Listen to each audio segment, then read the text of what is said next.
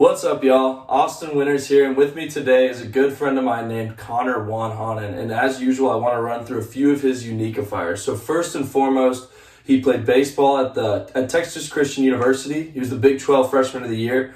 That same year, he actually made the All Big 12 Conference team, first team, right? Tied for third in 3 College World Series. He loves that bronze medal. But just making it there was a really cool deal. And then recently and in the future, he's been a Fox Sports color commentator for TCU baseball games. So those are his Uniquifiers. As I've said before, the list of those makes you and builds the unique individual that you are. So Connor, welcome to Winters World, man. Man, I'm glad to be here. We've been talking about this for a long time. Long time in the making. So. Many months to come, and now it's finally happening. So I'm happy to have you here. And first thing I want to really jump into, Connor, something that I've never experienced, has always been really interesting to me, is in baseball, there's this weird, unique, kind of almost like a conversation between the pitcher and the batter. And can you paint a picture for me what that experience is like? The pressure, does the crowd fade away? Just paint a picture for me of what's going on in your mind when you're in that batter's box. Yeah, absolutely. And sometimes there literally is a conversation going on. Those are the fun ones. Those are the fun ones. But man, it's it really is. It's a very intimate experience because you're in there, and we can get into this, moving forward. But as far as your mental acuity, I mean, everything is sharp, everything is focused. And sometimes, for me, it was when I get into my routine, when I get into the zone, I'm getting deeper in counts. It's everything else fades away. And I don't hear anything else. You don't hear anything going on. You're keyed into exactly what it is that your game plan is at that point. Does your inner monologue shut off? Are you thinking, or is it kind of like you said, the routine? Does your training just kind of take over? Yeah, so it really is. The training takes over. And we had a saying, it was, you don't rise to the occasion, you fall back to your level of training. Okay, interesting. So that was the way that we treated the games and the way that we treated like game at bats. That is just that's the presentation of everything that you've done in practice. Right. Nothing that's going to happen there is something that you haven't practiced before, and that was a pretty awesome thing to dive into the mental side of that whole thing and just learn those skills. And it's crazy how applicable it is to life too. Yeah, so talk about that. How is that, I mean, being in high pressure situations, having to perform under pressure, especially when people are watching, a lot of people will crumble in that situation. Yeah. So how have you translated those skills that you learned in baseball to your job now, to your real life? Yeah, man, we need a long time to talk about all of the similarities, but it's exactly what you just said. The high pressure situations, dealing with adversity, when things go wrong. Yeah. And it's knowing that it's trusting your preparation, trusting that you put in the time, the work to be able to succeed in any given moment. And that has really helped me in my professional career, moving forward, both with the broadcasting and with day-to-day work. Just having those experiences is something that have molded me into the man that I am now, and we're just continuing to develop those skills, and it really is it's a separator. Absolutely, being able to perform under pressure. So, I mean, you keep on talking about falling back to the level of training that you've done. Talk about that, like the night before a big game or something. Are you visualizing yourself in that batter's box? Here's what I'm going to do. Some of the techniques that you use to really make sure that training has you set up for success. Yeah, absolutely. And as far as the visualization goes, it's so key. It's so key to everything. I think a lot of athletes talk about that too. And it's the same thing. It's applicable to anything else that you're doing. Visualizing success, your brain works. I'm not going to pretend to be a neuroscientist psychologist at all, but I've listened. You and I have had conversations offline about this. Just being fascinated with that stuff. Absolutely. When your brain sees things, when you visualize something, your brain cannot tell the difference between it actually happening or it being just right. Like a movie, your brain interprets that as real life. Exactly. So going back to the baseball standpoint of it, if I know what pitcher we're going to see tomorrow, I know what he's going to do. We've watched film on him. I've seen him pitch before. Maybe I've actually hit off of this guy before. Right. I can see what that ball is going to do, and I can see that, okay, if for example, if he's throwing a 2-seam fastball, it's going to run down and away. I know it's going to have to start up and into me, or else it's not going to be a strike. So I'm seeing what that looks like out of his hand. I'm seeing how the ball's spinning. You can slow those things down, and by slowing that down in your mind, it's going to seem slower in the game too. Wow. That's fascinating. So are you working through different scenarios? You're like, obviously you do your research first, like this guy loves this pitch, this area of the box. So you're just running through all these different. So there's nothing you haven't seen in your mind's eye Exactly. before. Yeah. Okay. And you know, the way that analytics have been brought into the game of baseball, it's wild. So talk about that. Like at TCU, would you get a scouting report, I'd assume, from the coaches? Oh, every day, okay. Mm-hmm. And how detailed are those scouting reports? What's it telling you? Is it telling you about the individual or more about what they're doing in the baseball? Or like, how psychological do you get when preparing for an opponent? So how psychological you get can depend on the player. So for me, I'm a very analytical person, like type A personality. I can imagine that, Connor. And to a fault sometimes. But so for me, I would dive into those things. You know, you get the type of person they are, the type of, you know, if guys played with them in the summer ball, tell them. So you're looking for mutual connections. Absolutely. And then getting into the actual, you know, scouting part of it. Yeah, we've got numbers on, you know, we were fortunate at TCU to have the most unbelievable support staff, you know, from trainers to, like, videographers. Statisticians or anything like that? Yeah, statisticians, videographers, guys that would literally go and watch hundreds and thousands of hours of game tape of everybody else and log every single pitch. That's fascinating. That's backbreaking work, man. So, no, and those guys, we would not have had the level of success that we did, you know, in the time that I was there, and the program's still having now without those guys. Mm-hmm. But what it would allow us to do is go in and, you know, we'd be able to see, okay, on a 3-2 count, you know, these are his percentage breakdowns of he goes to an off-speed pitch 35% of the time. Mm-hmm. So be ready. You know, most of the time it's probably going to be fastball. He's going to challenge you with a fastball away or this or that, and being able to look into that. Now, the only problem with that is with somebody that can dives into the numbers, spends a lot of time in them. It's during a live at bat. Then that's when, going back to the first thing that you asked me, when in a moment that everything should be calm and quiet, now I've got a bunch of numbers running in my head. Right. Okay. So how do you shut that off? That's a great question. you want me to tell you? That's a great question. I don't know the answer. And you know what? I'll tell you what, if I had a better answer to that, I might not be sitting here. Okay. Yeah. Well, hey, maybe you'd still be sitting here just with some jersey on. Doing a different job. Right. Exactly. But it is, man. It is. It is crazy what is being brought into the game as far as, you know, people analyzing this and that and picking up on everything. I mean, you saw it with all the Houston Astros scandal and that. I mean, it really is why that became such a big deal is because, you know, knowing what pitch is coming when is, I mean, it's invaluable. Right. It's invaluable information to have. That's fascinating. So look, can you dive into what the flow state feels like? Because I'd assume that you're deep in a flow state where it's almost animalistic, instinctual, all of that. Can you I want to feel like I've been there, you know, like. Man, I know, absolutely. And the flow state, it's a fascinating concept as a whole. And have you experienced it in other things? Like, I assume in football you probably did, but outside of sports as well. I experience flow state in my work today now. I'll experience flow state in Microsoft Excel. Like, do you have tricks to access it faster? Yeah, you know, I'd say so. Like what?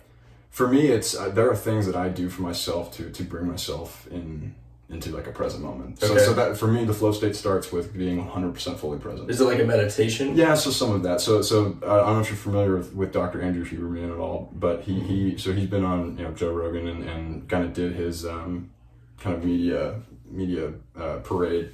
But one of his things, he talks about that, you know, he is, for me, if I ever need to like completely center myself, and I'm, again, not going to pretend to know all of the neuroscience that goes along with this, but, you know, you take, the breath is so important. Mm-hmm. And that's an ancient wisdom. Yeah, absolutely. Absolutely. It's an ancient wisdom thing. So there's chemistry that goes on in your brain if you take, you know, an inhale and then another quick inhale before an exhale. So, okay. And it resets some stuff in your head, and so that, you know, I'll do it when I'm working out. I'll do it when I'm working. So how long will you do? Was that like a pre thing, or you'll do that during the flow state? Or that's really kind of to help to start. So I'll backtrack into, you know, flow state in baseball. Okay. So one of our staples, TCU staples. Yeah, okay. Exactly. TCU staples was our routines. And so if somebody said, hey, work on your routine, we all know what that meant. What that means is that, okay, every time that I have a routine when I'm in the hole. I have a routine when I'm on deck. I have a routine when I'm hitting. Okay.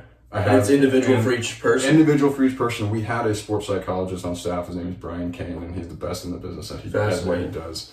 And that he alone is responsible for a lot of what I have become as a human being.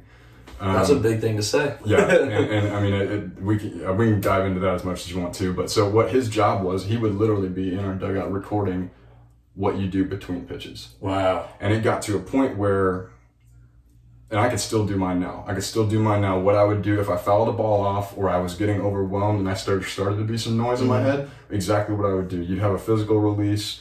You'd have a physical release means what? Physical release. So for me, it was like hitting my cleat with my bat or something. You'd have a visual release. You'd have a focal point that you set for yourself. It doesn't matter for each person. You set it for yourself, and you could look to that. And when he used a stoplight analogy. Okay. So you've got your green light. That means everything's going good, right? Mm-hmm. Nothing needs to change. You're good. You're partially in that flow state. Yellow lights is when things kind of they're starting to speed up a little bit. Okay. So maybe a guy throws a pitch that you weren't expecting, or it rattles you a little bit. Yeah, it rattles you a little bit. He throws one up and in, you get bounced off. Okay, let's reset and get back in. That's when we would start with the routine. So for me, it would be step out. I found my focal point, which for me was always the I in the word strike on a scoreboard. Okay. That was so it was something that you could find at every baseball field. Okay. Every field. That's why I say, guys, you wouldn't want to pick stuff that was specific to like our home stadium, right? Because that's not going to be there. Right. That's not going to be there on the road. So for me, that was something that was at every stadium I'd pick it, and I'd focus on it, and I would look until that's all I could see. Okay. And so that kind of helps fade the noise. Helps fade everything, and then in that, once I get to a point where I feel like it's slowing back down, that's when I take my big breath. Wow. And then that's when I get back in. All right, let's get back in and do it again. Fascinating. So whenever we're watching baseball, first off, you were talking about the back end guys, the statisticians, the trainers, the psychologists, everything that you don't see, because everyone thinks it's just the players. Obviously, you have the coaches. No. There's so much that goes into it. And then whenever I watch baseball as an untrained individual who's not the most fascinated by the sport, if I'm being 100% honest, you don't really think of anything when the guy's hitting his cleat, you know? But I guess that could be totally getting him right back into that zone to be successful. And that's what's interesting about switching from playing for the first 23 years of my life to now watching a game from the TV booth and then talking about that, because I see those things. Interesting. So that gives you that unique perspective as a commentator. Absolutely, 100%. And that's why I think it's been a pretty smooth transition at this point, because I'm just talking about what I'm seeing. Yeah. Because I've been just completely engulfed in it. Wow. It's normal for you. Yeah. No, it is. And to see guys that are in that state too, that's fun. Yeah. Because I know what it feels like. Right. And it's addictive.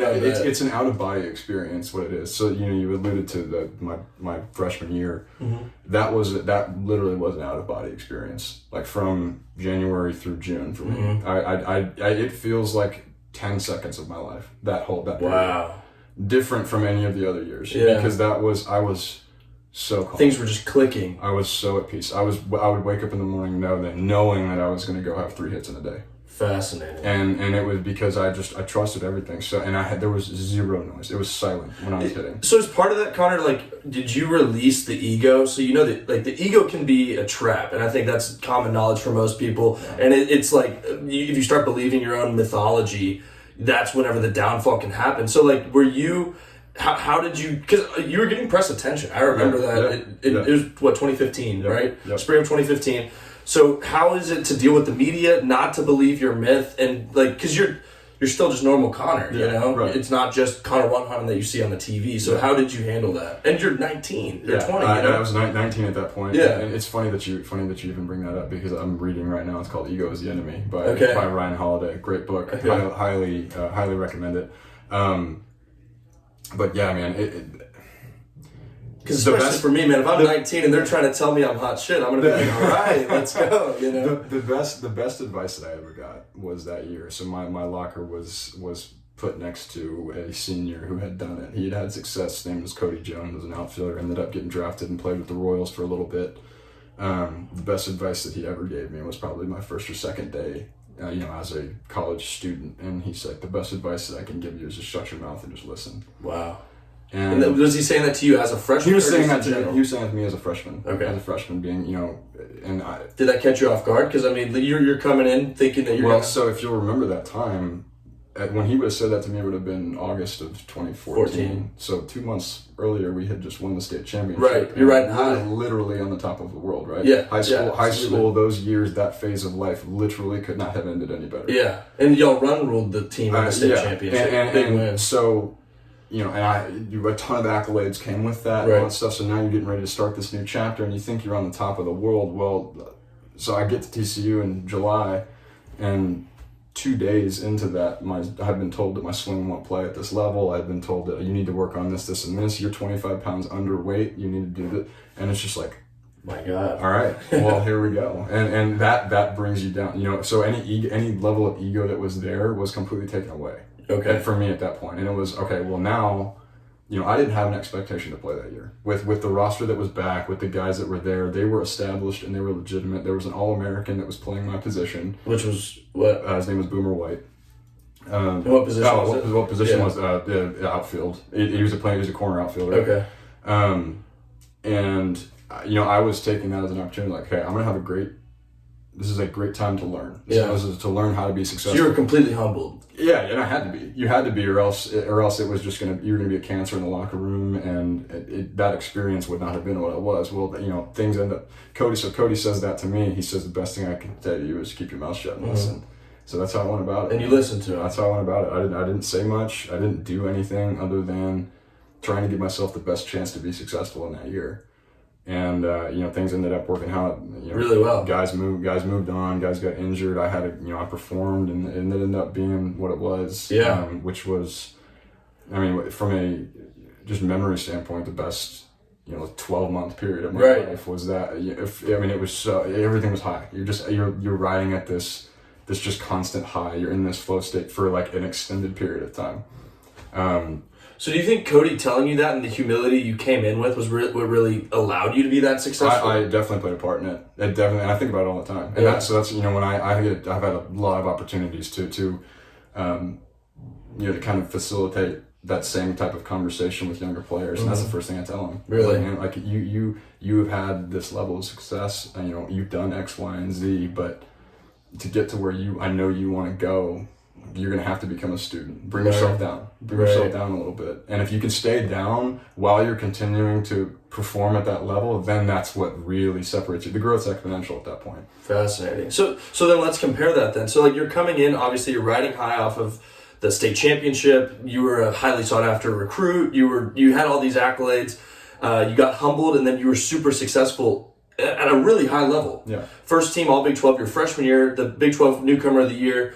Y'all got third in the College World Series. So you're performing at a really high level. What was it like coming in that next year? Whenever you're like, you're like, all right, this is my time, kind of. Now, that's when everyone really starts telling you how good you are. And so that's believing the myth, kind of, the ego a little bit? There was a little bit of it. I would be a fool to say that's not true. But I think that's just human. That's naturally human. And that was definitely part of it. And now it was, worrying about, that is being 4 or 5 years removed from that time now. Looking back on it, I think what happened was just allowing more of that noise to be in my head that needed to be there. Okay. Focusing on things that were outside of my control. It was, okay, well now you're projected this pick in the draft. Right. You got this accolade. Okay, well let's get this one next. And you're a naturally very competitive person. As someone who's known you for a long time, if someone sets a bar here, Connor's going to do everything he can to get here. So that's naturally just how you're wired. That's that's how I was wired, and I'm always I thank my parents for that. But it's now it was okay. I have had this level of success. Like you set the bar here. Like all right, well now let's go get it. Let's see what we can do now. So the next year started off in a similar fashion. And everything was great. You're riding high, and then you start to have a little bit of adversity, and then you involve an injury, and then you're pressing. Right. And I can tell you from that point on, the level of noise just as a default was higher. Okay. Was higher in my head, and I never got it out like I needed to. Like you did freshman year. Absolutely. Because there was no noise really. There was no noise. Okay. There was no noise, and if I could, I just would try everything I could to replicate that and everything. But it was, I was always thinking of something else. I was thinking of, man, well, thoughts that I would have mechanically, or I'd be looking at a batting average that wasn't as sexy as it was the year before. Right. Thinking of, and this is the way my brain works again to a fault, is, all right, well, if I go 6 for my next 9, then that would put me at, this going into this game, and I know I can hit this guy. I'm thinking of this while I'm hitting. Yeah. You're not going to have any type of success when a guy's throwing 96. Right. No chance. Right. And I will say, as an outsider, like I've said, I don't know much about baseball, and I don't know if TCU did this intentionally. Maybe this is my bias looking for you if I was watching something, but you were very media involved relative to most of the team. Like in commercials or whatever, talking to media, you were, I don't want to call you the face because obviously I don't want to diss your teammates or whatever, but you were very front and center in a lot of stuff. So how does that play into the psychological, knowing that everyone's watching you and looking to you as a leader? I enjoyed that piece of it. I enjoyed because you're well spoken, you're good at that stuff. I don't think that really that none of that. I don't have any negative feelings towards that. Okay. I enjoyed being a leader. I was that's something I've always done. I put a great amount of stock and respect into that, and earning that type of trust from people, and to have it so early, I was very grateful for it, and able to see. And the only reason that I had any type of success in that, anyways, is because of the foundation that had been laid before I even got there, or anyone else in my class got there. Meaning the guys who came before you? Absolutely.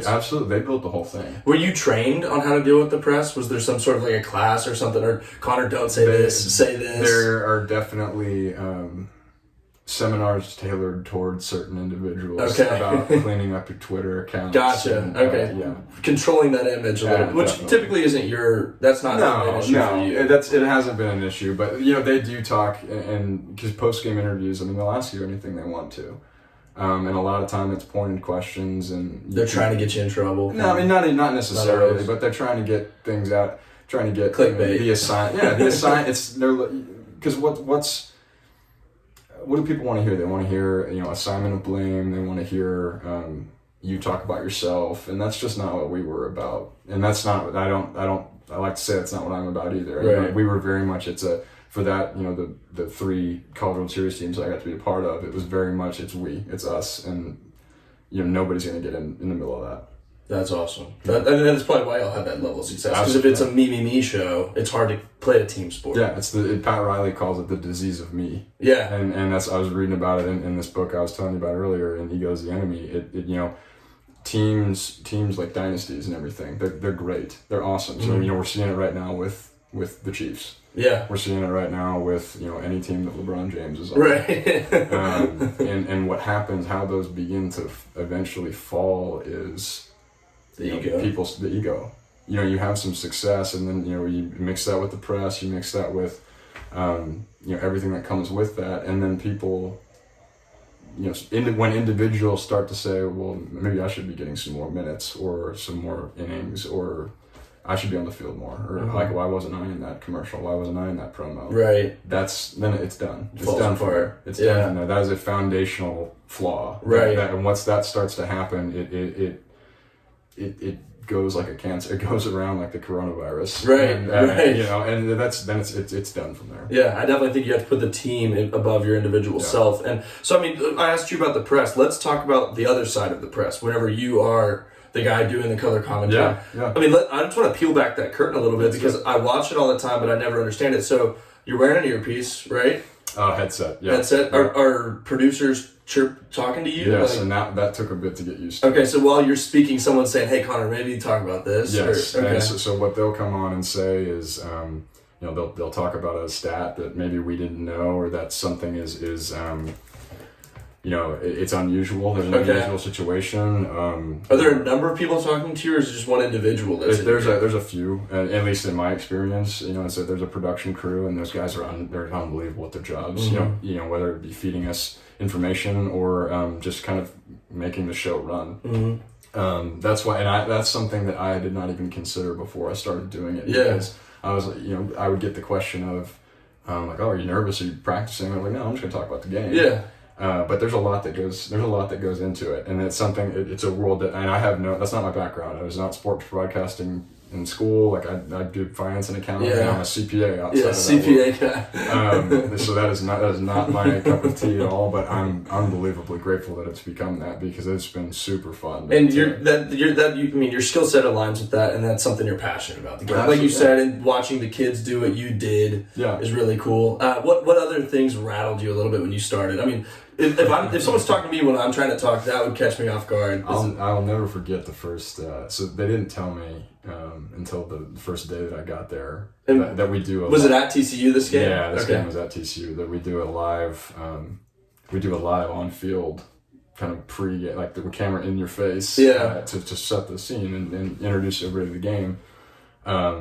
I had thought it's just going to be you're up in the booth, nobody sees you, and everybody's talking. Well, so then I was like, I'm not nervous. You come into it feeling good, and then they give you the microphone the first time with a big camera in your face, and you grab it and you're shaking, just hold it like this, and I'm like, wow, all right, this is real. Yeah. And you got your buddies all there sitting there watching, so that was very fun. Was it you alone, ISO on that? No, or you were with the other, me and the play-by-play guy? partner that does play-by-play, and he's been just... You're always, so it's always a tandem, you and him? Yeah. Can we say his name? Who is it? Yeah, Chuck Lamondola. Okay. And the cool part about our relationship is that he called the games when I was playing, and he's called the games I believe he's been there about 20 years now, and he's a professor in the film department at school.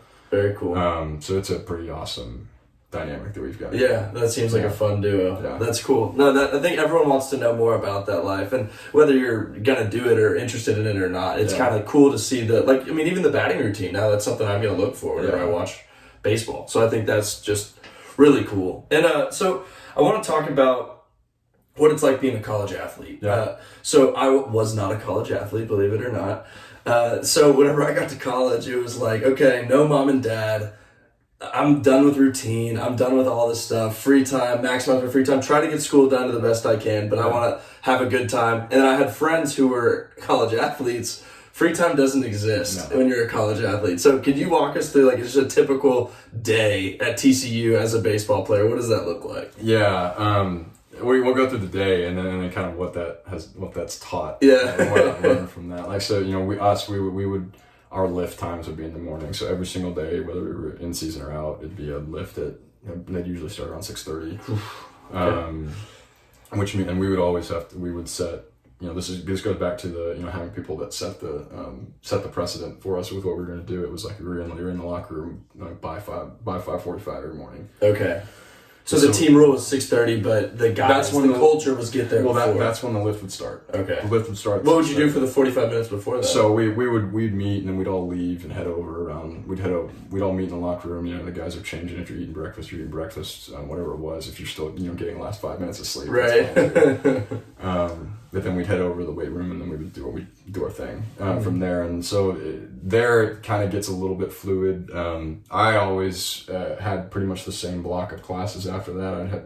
We'd finish our lift around 8:30, and then come back. You'd have enough time to shower, eat, and then you're in class for the next 3-4 hours. Mm-hmm. And then for us, we were at the field on any given day, from like 12 to 6 or 7. And then you leave there, you got homework, and go to sleep and do it again. That doesn't sound like a fun day to me, man. That's the best.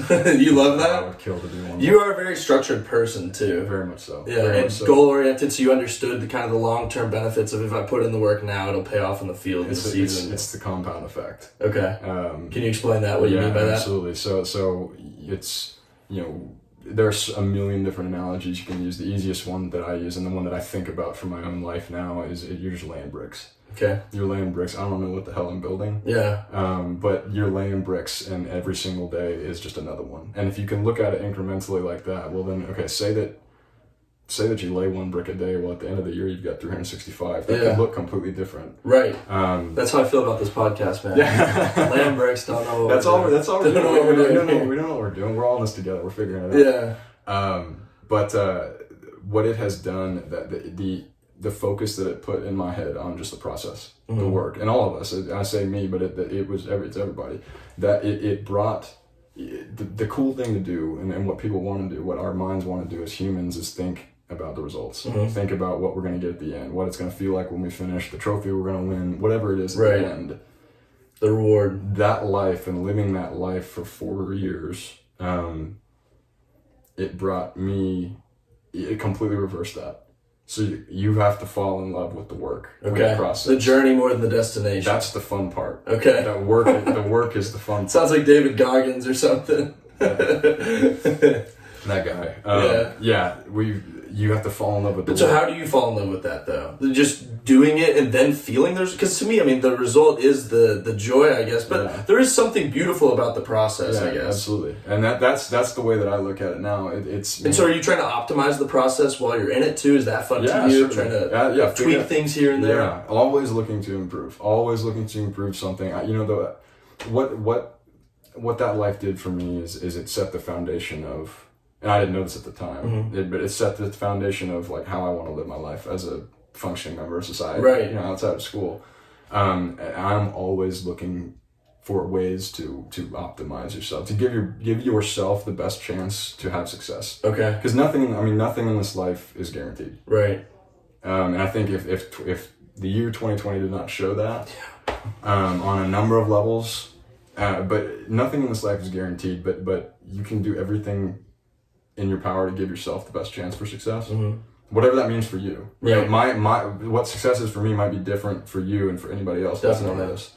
It's all relative, and that's why, I have very much put the focus internally, like developing internally and being the best Connor you can be. 100%. And I think that it's very easy to lose focus of that. Definitely. And it took me going through the crucible to figure that out. Because at this time, we're talking about school and everything.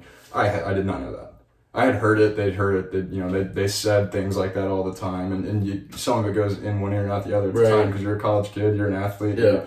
Everyone's telling you you're great, you're doing this, you're doing this. I was like, I'm worried about the game this weekend. Right. But now, getting back to reflect on it, like it's so, those years were so unbelievable for internal development for just a number of reasons. No, I think that's cool, man. I think that the process is super important in optimizing yourself. But so I think the step before the process is important too. So goal orientation. Yeah. How do I pick my goal? So, walk us through, just for an example, how did you land on baseball? You were a 3-year letterman in football. You were doing good there. You can go back as young as you want. Yeah. What made you pick baseball? And then now, how are you orienting yourself goals? Because the process doesn't matter if you don't have some sort of an orientation, Yeah. You can't just... A ship with no destination will end up nowhere. Yeah, so, absolutely. So talk about that, how you came to baseball and how you choose goals yourself. Yeah. The sports were my entire life, and we as a family. My sister was the same way. She was a college athlete as well. Right? She didn't play in college. She could have, but ended up not wanting to. Okay. That was just what we did, and we loved it. We both had a lot of success with it, and I played everything that I possibly could. Yeah, again, competitive. Until high school, and ended up being football and baseball were really my loves at that point. And for me, I there was really never a question of what I wanted to do as far as playing baseball in college, and for me, it was, okay, what can I see myself? What's the life that I want to have? Do I envision myself at that point in time? It was like, do I want to play in the NFL or do I want to play in the MLB? And for me, it was playing in the MLB. That was what I wanted to do. Why was that? What were the reasons? What was the differentiating factor? I loved the game. I loved the game more. It's more mental, maybe? I also played it much longer. Okay. So I started playing baseball when I was 5, and I didn't play football until 7th grade. Okay. I think I was better at it too. But you were good at football too. Don't want to sell you short, but yeah, I think that the more potential you had to go be professional was definitely in it was definitely in baseball for me, and that's not to say that I still today, and my friends hate me for it, but talk about how I could have thrown for 300 yards. I love watching football. I love breaking it down and still talking the game because it's and having the same conversations with people that I would about football. About baseball. But that choice was for me was not really a difficult one. And I had a lot of opportunities to go. Just from a recruiting standpoint, I was very fortunate in that regard. But moving forward, there's a reason for everything. I'm a firm believer that nothing happens by accident. I agree. I agree. And everything in your life comes for a purpose, and what can you take from it? That's the challenge. Okay, so talk about that, because I think that's important. When I worked at Amazon, one thing that I think set Amazon apart from every other operations firm was, at the end of the day, it's military-esque. We would have a debrief. Yeah. Okay, so today our numbers were this, our goals were this, we didn't meet them, why? That was super important, why? And then also, I had to write a full email to my manager's manager. Here's what I'm going to do different. Sorry I didn't hit the numbers. Tomorrow, here's what I'm going to do different. So talk about that and how that helped you become more the individual you were, breaking things down, debriefing things, and realizing I'm heading the wrong direction here. How do I turn? And I'm sure at that time it probably felt monotonous to you, right? Oh yeah, hated it. But looking back at the whole body of work, it definitely accelerated the trajectory and made things more successful. Yeah, and that's something, the laying the brick, like you said. That's something that, like, when I wish that I had that thought while I was playing more. Mm-hmm. Being able to sit back and say, okay, this is not working. What do I need to do better? What do I need to change? Really looking in the mirror and saying, looking at yourself and being completely honest with yourself. Right. I think that not a lot of people are doing that. It's very easy to, make excuses or talk about external factors that you can't control. This is probably going to end up going off on a tangent, but we can only control what we can control. Right. And the more you try and grasp at outside, factors, whether it be, the pandemic or, what's going on politically or anything like that, using those as crutches for things. Okay, take some time and look under the hood. I agree. Couldn't agree more. Take some time and look under the hood. And that's what, I'm able to have, now being out of the game for a couple of years now, have been really intentional about finding that time. Mm-hmm. And I would have loved to do it then, because I don't know what I would have found. Right. But now, again, I learned it in a timeline that I needed to learn it for me. So I have no, negative feelings about that at all. But being able to spend that time now looking and kind of diagnosing, seeing what's going on. All right, I'm feeling a little bit this way, or this is happening with my body. I mean, it can manifest itself in many different ways, whether it's physical, mental, or, spiritual, whatever you want to call it. Right. So I spend a lot of time doing that now. So I mean, that ownership is really important. And so if someone had trouble with that, because I think it's easy, and we all do it, every human does it, the circumstances going on, we're going to blame the world before we blame ourselves. So you being someone who, if something goes wrong, look inside first, that's not normal to me, from what I've observed. So how do you force yourself into that? Is that just something that you've always done habitually, or is it okay? So no, man, and that's something that developed. I would not have ever even heard of that idea if it wasn't from school. Okay, from what we learned in the program. Okay, but then you're saying the TCU based. Yeah, absolutely, okay. Absolutely. Stuff that they drilled into your heads. They drilled into our heads. It's taking extreme ownership. We use a lot of Jocko. A lot of Jocko Willink references. For anyone that doesn't know, he's a retired Navy SEAL and is sort of out there, badass. out there all over the place. He is. He's been incredibly influential for things that I base my ideas around. But one of he's got a book and a TED Talk also titled Extreme Ownership. Mm-hmm. And it's, he tells a story in that talk. It's 13 minutes on YouTube. Highly suggest it for anybody listening. But it talks about, he's telling a story about something that went on in one of his deployments, and there were a number of factors that contributed to this, this ultimately significantly negative event, with him and his team. And you could have assigned blame 1,000 places, and he talks about the process of going through everything that happened. So like what you said with the debrief, saying what happened, why, so it ultimately gets to a point at the end of the talk where he's talking to his team and saying, whose fault is this? He asked the team. Okay. So everybody on the team starts raising their hand and say, boss, it's my fault. I could have done this better, or I didn't do this. I didn't do my job this way. And he said, no, not your fault. No, not your fault, to everybody. Gets to the end, he looks at him and he says, "This is only one person is to blame for this. It's me. This is my team. It's my responsibility. Everything that happens, in this team is my responsibility. It's my fault." Even though he didn't even directly do anything wrong. Right. That hit me so hard the first time I heard it. Mm-hmm. Now and I've been able to kind of employ that in everyday life, and people will look at you funny because like you said, it's not really a common sentiment. and people respond to it differently. You know, you get this, some people that will say, okay, well, you know, Austin said it's his fault. Yeah. So hey, it's him. Yeah. It's him, not me.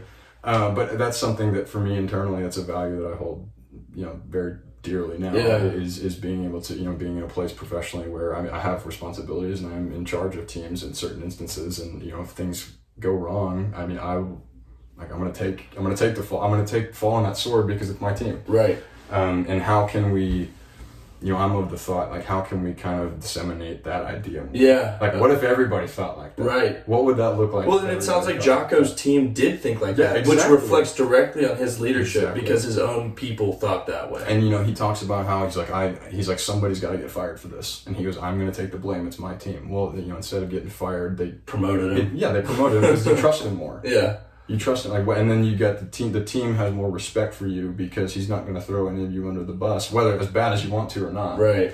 And that's what I mean. I have that thought all the time. It's like, what if more people thought of it? Yeah, definitely. And I think that's the way you set it up was right. It's what can I control? Yeah. So it's like if you screw me over, I can control how I interact with you. I can't control Connor. Exactly. You know? So I think that's important because you're just everything else ends in frustration if you're just trying to play the blame game. Absolutely. I really think it does. Okay, so that's cool. And then I wanted to jump into your just competitive drive.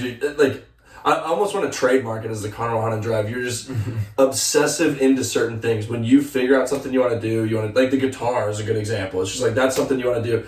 Surfing was something completely new to you. We went wake surfing on a boat, and to see you struggle with that, and you were very frustrated, visibly frustrated, because you thought you could do it, and it wasn't fully working out to the way you wanted it to be.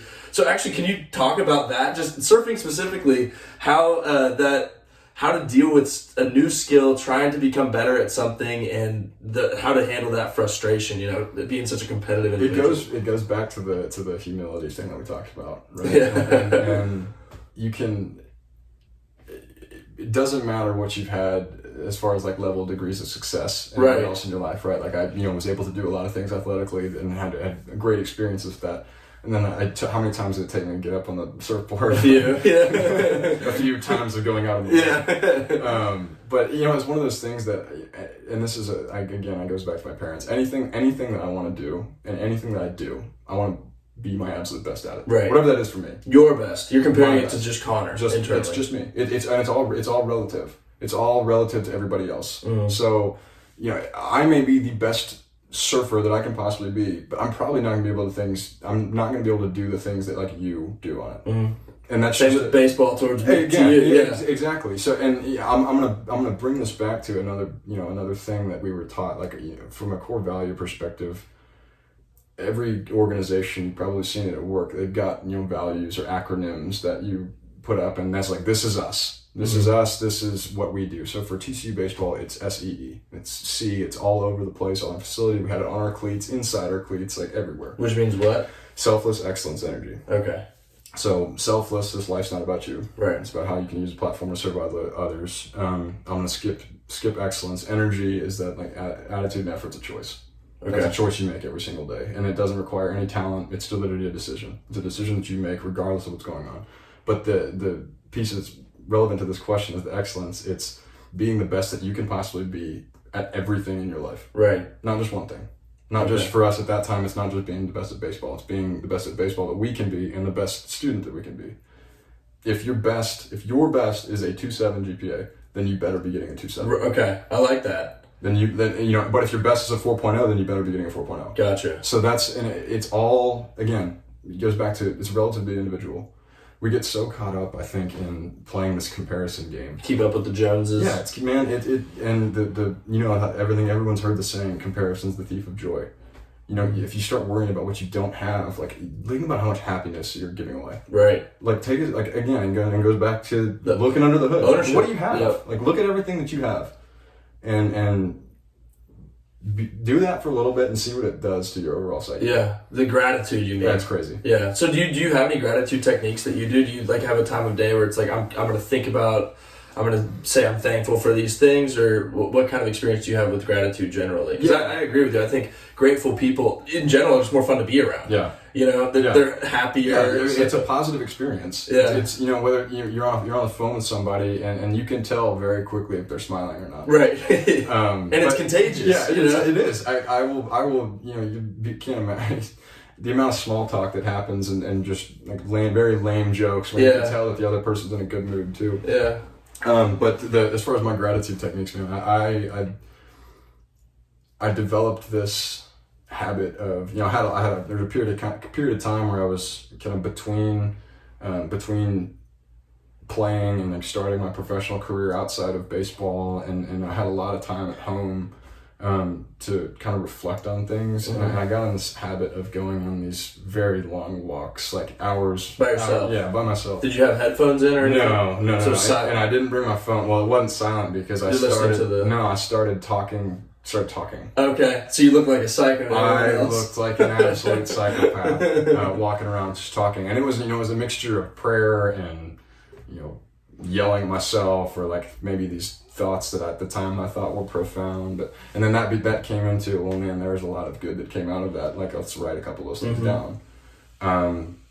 So that combination now, you know, every time before, you know, I lay my head down every night and I'm kind of like staring at the ceiling, and you talk about what you're thankful for. Just say thank you. So you verbalize it. It helps me. Okay. It helps me.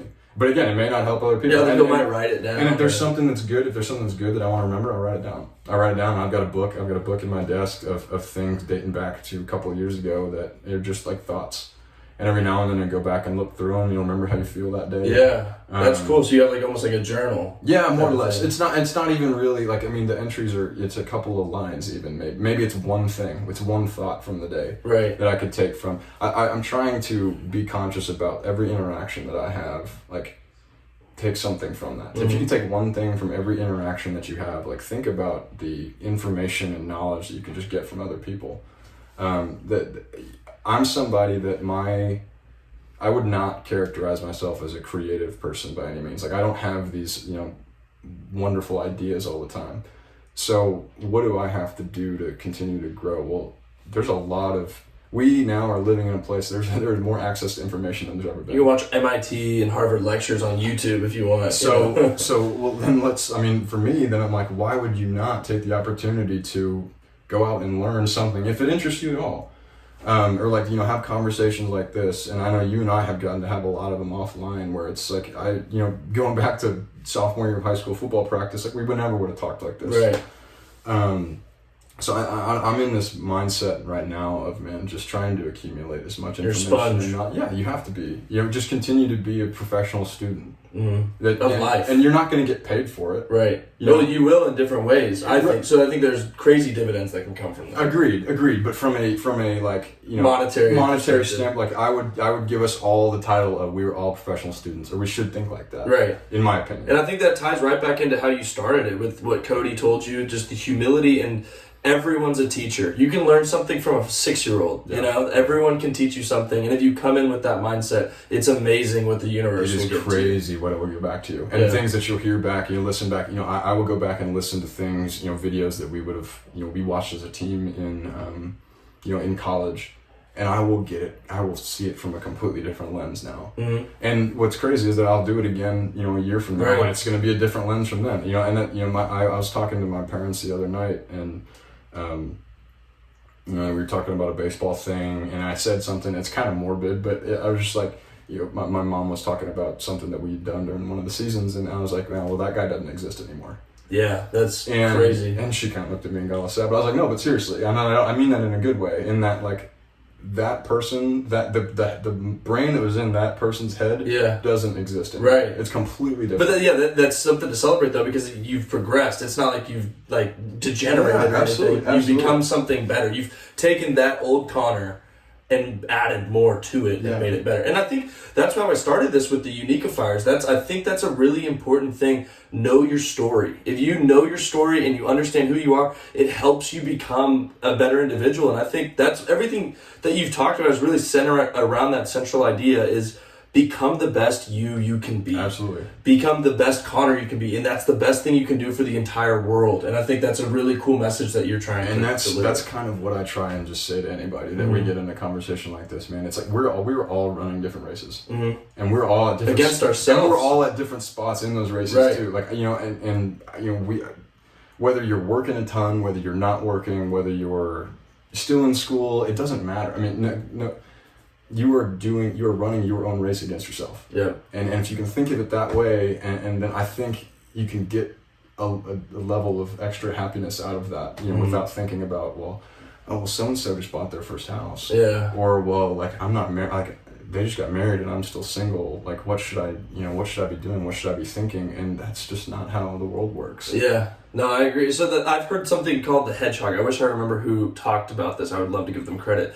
But it was basically, what am I really good at? Uniquely very skilled at? Yeah. What am I passionate about? What do I love to do? What do I love to talk about? And how can I start an economic engine for that? And where those three things intersect is where you should be. Yeah. And that's not, it's like forgetting the ego thing. It's not just the best thing for that individual. If that person is doing the role they're supposed to be here, it's better for every single human on earth. We need to help unlock all these brains and kind of unshackle people to be able to be their true self. And it really seems like you've worked on that for yourself for a long time. And I think that's really cool. Man, I needed it because, I coming out of school, I did not realize, up until baseball ended for me, that how, we talk about all the time. We would say, I was like, no, baseball's not who I am, it's what I do.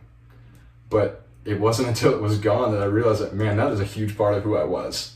And I need to take some serious time and look inside, kind of rip this thing open and like, what else is in there? But that's interesting, though. So, I mean, that's another thing a lot of people don't do because it's scary to look at your own insecurities, your own vulnerabilities. And so, what was that process? I'm sure it was miserable at points. But what really drove you to go into that dark, scary forest and really confront those demons? Because that's what they are. Yeah, man. And I mean, for me,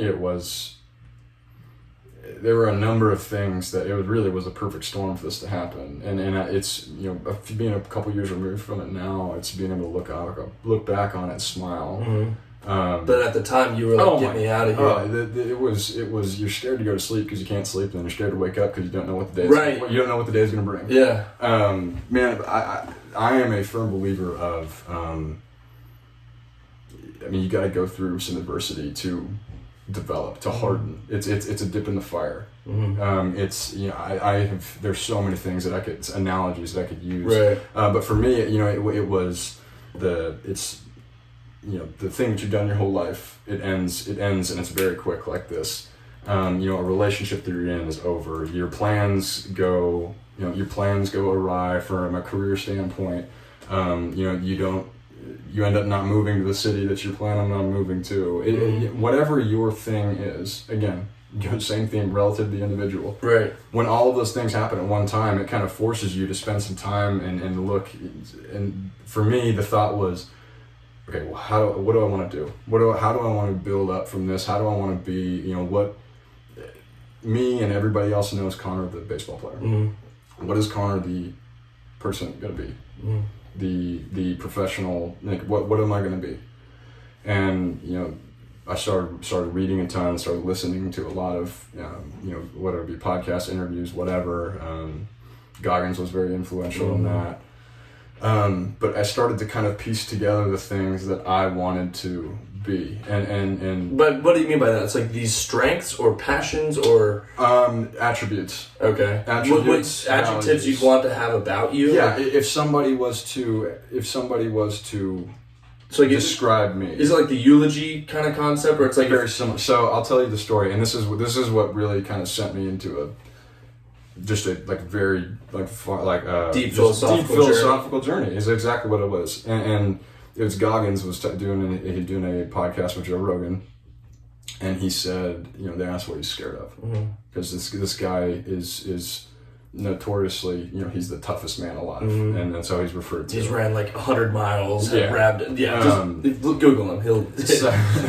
So for me, you know, I'm listening to this, and they ask him, they said, "What are you scared of?" And he's scared of. His answer was, I'll never forget this. he says, there's going to be a time in our lives when we're all judged by something. And he's like, I don't care what you believe in, whether you believe in God, whatever your religion is. He goes, there's going to be a time where we all get judged. Mm-hmm. My biggest fear is me getting to that point, and God or whoever it is that you think is going to be there, is reading off this list of things that, he goes, say it's you, Austin Winters, starts reading off all of the, graduated from University of Oklahoma, did this, and you're listening to him, you're like, no, I didn't do any of those things. And he looks at you and says, no, that's what you could have done. Yeah. Wow. And that, man, that tore me apart. Yeah. Because I'm like, okay, well, I was like, there's a lot in here that you haven't found yet. And Goggins preaches the, you think you've gotten to your limit. Well, there's a governor on your brain, and it stops at 40%. It's like, there's another 60% of your brain and your potential and your capacity that you're not even tapping into. Yeah, and that's exciting. I think that's like a propulsion mechanism for life, because you're like, what can I be? I want to see what I can be. I want to see what the people around me can be. What's like, what can I do more? What can I do more of? Like, so for me, I started, from a I broke that. I took that and broke it into 3 categories. So you've got the physical, you got the mental, and then the spiritual / love / heart, all that stuff. Mm-hmm. So for me, like physically, like I have never been one to like run or like push myself from a endurance standpoint. When I started running miles, like doing more. From a mental standpoint, I was never really a big reader either. I started crushing books, listening to interviews, just again trying to be a sponge. Mm-hmm. Spiritually, it's starting to spend some time in your own thoughts. Mm-hmm. Those walks for me, that was like my spiritual experience. Mm-hmm. And now what that turned into was, okay, in each of those 3 areas, I want to check those boxes all 3 days. Okay. Every day. All those 3 boxes every day. Like spend some time on the physical, on the mental, and on the spiritual every day. Put a brick in. Put a brick in every day. Because then, okay, now if you want to look at it that way, I said, okay, if you laid 1 brick every day, it's 365 in a year. Well, what if I laid 3 bricks in a day? Yeah. That's your competitive mindset. That's it. That's it. And there's always, the cool thing is that there is literally no end to that. Yeah. And that's the thing that excites me is that I am far from getting to the point where any of those people are. Yeah. But the cool thing is like that's something to chase. Yeah. Yeah. And I think that's a great spot to kind of wrap up. And I think that sums up what you and me talk about constantly. And I hope that everyone can get there. Like, obviously we're not there. We're just working on stuff. Like, be who you're meant to be and be the best at who you're meant to be. And I think that like obviously everyone's dealt with mental health issues, horrible things happen. Life is tough, man. Life can be really hard, but there's something beautiful about bearing that burden of responsibility and charging on. That's like it's the human spirit, and it's a cool thing to see people like you doing that, man. And everything, and we can this could start an entire another conversation. Yeah. Man, being on the other side of that is an awesome. There's no feeling that compares. Yeah. And again, relative to the individual, right? Like, your battle might be different than mine, and I know that from a gratitude standpoint, it's like, man, the things that have gone poorly in my life. There was a period of time in my life where the worst thing that had ever happened was my batting average in 2016. And so, like, relatively speaking, like, not a big deal, right? But it ended up being a big thing, and I think, man, just focusing on yourself, spending time with yourself in the dark a little bit, and we're all in this thing together. Yeah. That's one thing that we're all trying to figure this thing out. Yeah. We're all have the same burden of having to die someday. So while we're here, let's make it as great as we can. Why not? I think that's a great place to end, man. Connor, thank you so much for coming on, man. I really it's always a good time with us talking. Absolutely. Always enjoy it. I hope you guys enjoy that. Connor, plug yourself. Where can people find you? They want to follow you on Instagram or whatever. It's at C. Wanhanen on everything. Wanhanen is Wanhanen. Yeah, boy. Okay. It should be Brynolf or something. Okay. Yeah. So I hope you guys enjoyed this episode of Winter's World. And Connor, I'd love to have you on another time. Absolutely. Great combo. Thank you guys.